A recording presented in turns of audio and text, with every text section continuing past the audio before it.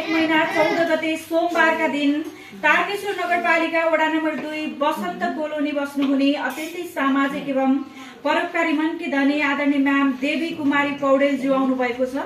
नवजीवन परोपकार समाजमा उहाँको आज शुभ जन्मोत्सव रहेको छ।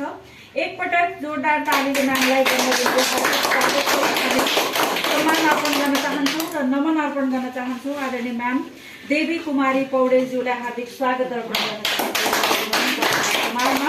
र आदरणीय म्यामले आफ्नो शुभ जन्मोत्सवको पावन अवसरमा नवजीवन परोपकार समाज परिवारलाई बिहानीको भोजन सेवा अर्पण गराउनु भएको छ।